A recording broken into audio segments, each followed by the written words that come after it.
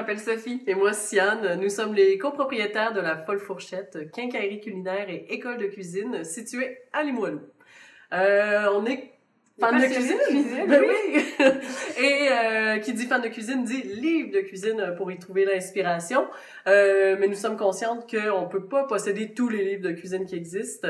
Et on a fait la découverte en fait d'un service de prêt numérique.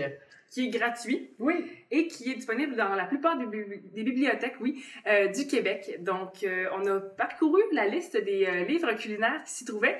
Et par grande joie, nous avons découvert 4 de nos coups de cœur, dont un de ceux que tu fais depuis vraiment longtemps. Oui, c'est un livre que j'ai à la maison. C'est Le Grand Soulard de la cuisine. C'est un super livre de référence sur la cuisine française. Nul autre que Jean Soulard pour vous aider à perfectionner vos techniques, que ce soit justement pour vous améliorer dans la cuisson de viande de poisson ou de brocoli.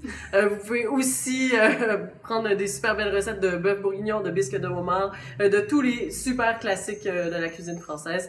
C'est ça. Alors, c'est pas un livre très sexy par contre. Non, il est pas sexy du tout. En fait, il y a 0 image, mais il y a à peu près 1000 recettes. Donc, ça s'équivaut. Ça se comprend.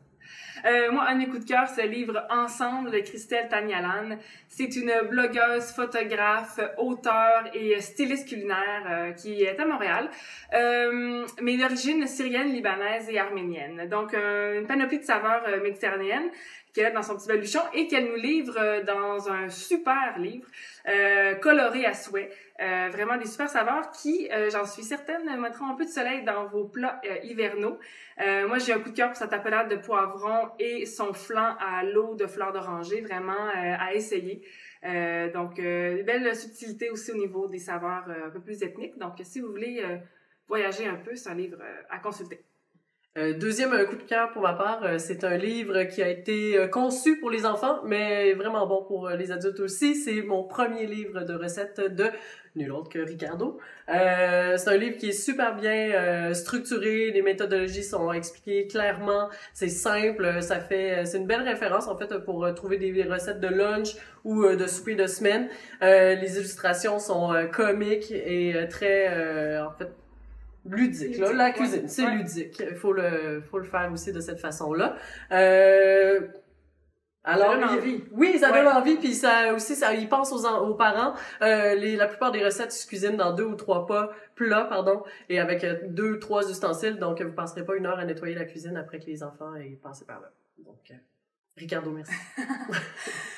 Pour terminer, un livre de cuisine italienne. En fait, c'est un peu l'histoire de Matteo et Mathieu, 2 petits-fils de 2 mamans italiennes qui sont à Montréal. Avec une patience d'ange, ils ont fait et refait des classiques italiens pour finalement noter toutes ces recettes finalement que les mamans savaient par cœur ou notaient sur un petit bout de papier. Donc, ils ont fait un bel ouvrage, un peu comme un legs familial, mais qu'ils nous lèguent à nous aussi, fans de cuisine italienne. Donc, des super classiques avec 2-3 ingrédients, comme le veut les traditionnels plats, simples à faire, savoureux. Puis un bel ouvrage aussi familial, on se sent vraiment proche d'eux. Donc, à consulter si vous voulez vous mettre la main à la pâte.